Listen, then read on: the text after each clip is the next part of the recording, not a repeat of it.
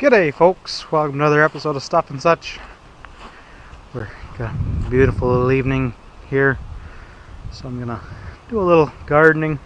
Still early in the season. We're I think May 10th. I think we're at. That's actually one of my young public school buddies' birthday. So happy birthday if you're seeing it, buddy. So one here we have, things that just pop out. This here is one of my apple trees. Came through a really hard winter. Looks like it's gonna go do good here. Great. Unfortunately, this year, or throughout the winter, we had a lot of rodents, or like mice, chewing on the barks of all my little young trees, which is really unfortunate because it might have killed several of them. I don't know if you can really see here. Looks like they chewed most of the bark off here, and the bark up top here is getting kind of withered. I don't know if that's gonna, don't know if that'll make it. Over here we have the garden bed that me and little Miss planted with onions. They're coming out nice, so that'll be nice. Haven't quite figured out a spot for that yet. That's they call it an everbloom. I think that's what they call. 3-season lilac.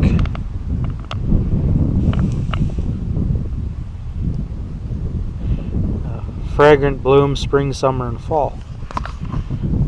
Oh yeah, bloomerang, deep purple. Got that at a local nursery. So I'm thinking I'm going to plant that fairly close to the garden, the raised garden bed I have up front here. And hopefully that'll attract some bees to help pollinate and keep them nice and healthy and happy. So there's my flower bed I'm kind of working on. I don't know if anyone's ever really dealt with this grass before. Well, people have, but what this grass is, they call it quack grass. It's absolutely miserable stuff.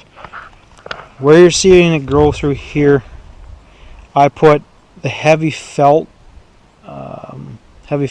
weed barrier down. Not the thin papery stuff, but it was probably 3/16 of an inch thick. And then on top of that, I put about 8 inches of black mulch. And it just, you can see down there, it just blew right through all that. So I'm going to get a little more serious about it this time and give her some Roundup and help its attitude change towards wanting to live here. And then hopefully we can actually get something going here. Got my little wild daffodils coming through there. Tonight's little project, we're going to plant this bag of asparagus root crowns. There should be about 20 in here. That's what I bought anyway. We'll go ahead and plant these 20 crowns and just see how much that actually fills out the bed. I'd like to make sure that I plant up enough that I can feed myself and the family of 4 kids. So you can imagine what those little kids are when they grow up in 10 years from now, what their appetite's going to be like. So we better make sure we get plenty out there. Alright guys, let's get started.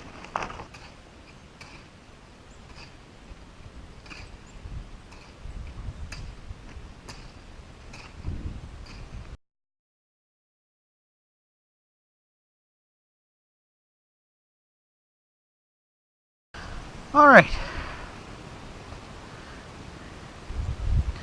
So they kind of recommend space them out reasonably far. But I've kind of learned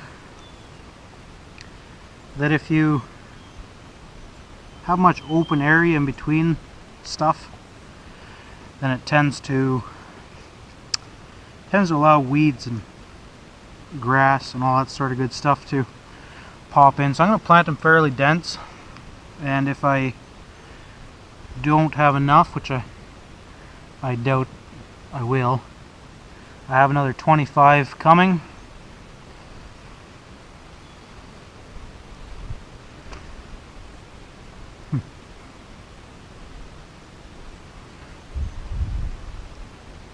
I have another 25 coming, so I'll have a total of 45 in this one bed. So I kind of want the trench a little wider, actually.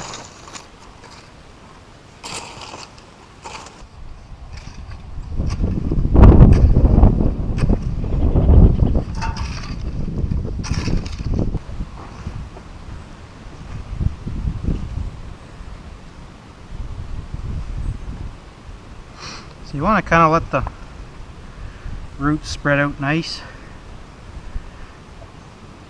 Give them some nice room. So what will happen is they'll also go under and then pop back up. So what I'm going to try and do is kind of stagger them a wee bit. So I'll plant 2 by 2, but I'll also kind of stagger them. I don't know if you sort of understand what I mean.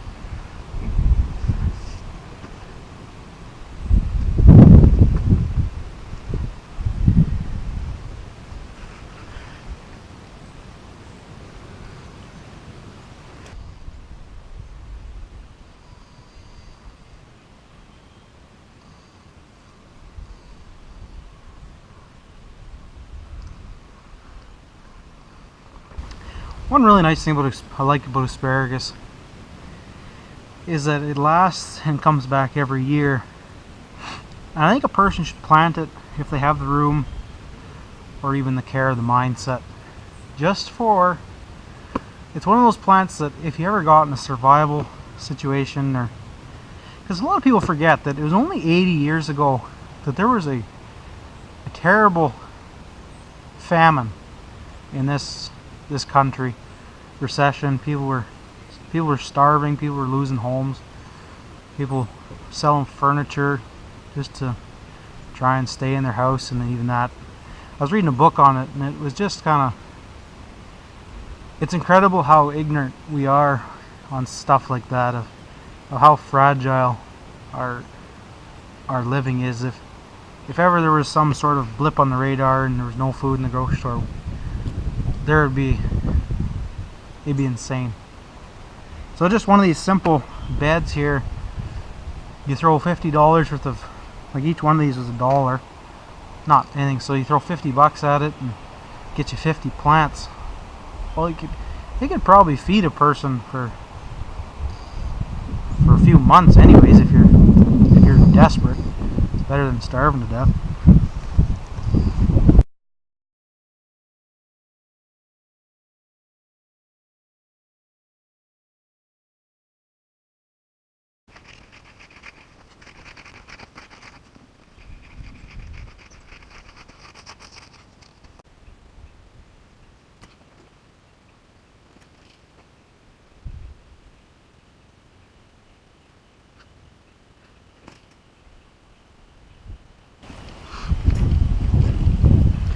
I don't know if it's something right from your boyhood, but I hardly ever stop loving playing in the dirt, at least for myself.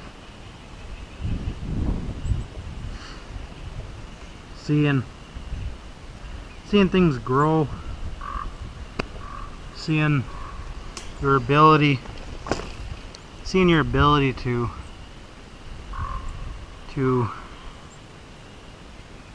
make the ground and the things you're working with, trying to bring them into harmony so that you feed the ground feeds you. You take care of the plants, they'll try and take care of you. You kind of need to fight the battles of the enemies of the war, of weeds and stuff, for the plants, help them out, and in turn they'll give you a reward. Just kind of something you never, for me anyways, you never get tired of seeing that circle come into fruition. So this ground here, you might notice it's really quite sandy, and it's very very rare that we have sandy soil here. It's mostly really heavy clay with stones in it, or we do have the odd little bit of topsoil, but mostly it's clay. But right where I chose to pick my house, and I picked that area for a reason, is this kind of, it's like an old riverbed sand bottom from back whenever the glaciers or something was running through here. And when I was digging the basement last summer, I knew this part of the garden was quite heavy, so I threw this in here thinking I'd till it into the clay. But I've since thought I'd keep it kind of raised as it is and plant the asparagus in here, and that way I can keep adding sand or mulch to the top, and hopefully it likes that.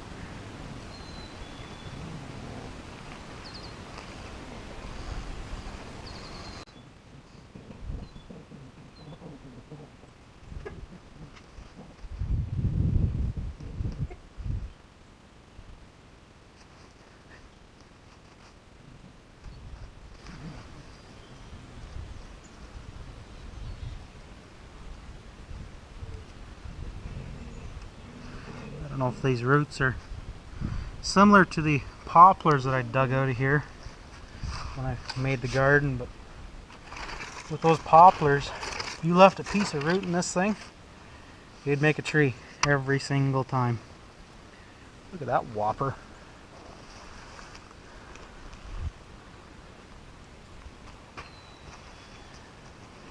The place where I got these asparagus, my goodness, it brings back memories. I haven't been there in probably 15 years.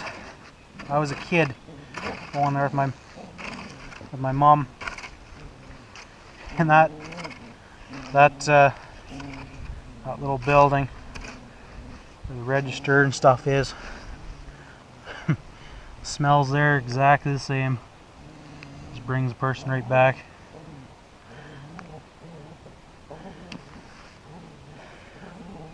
Just goes to show you can make memories with your kids that last a very, very long time.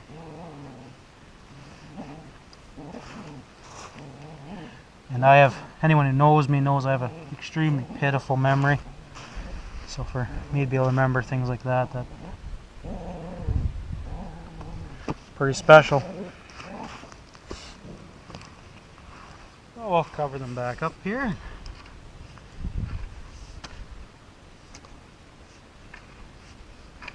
We'll wait until they grow.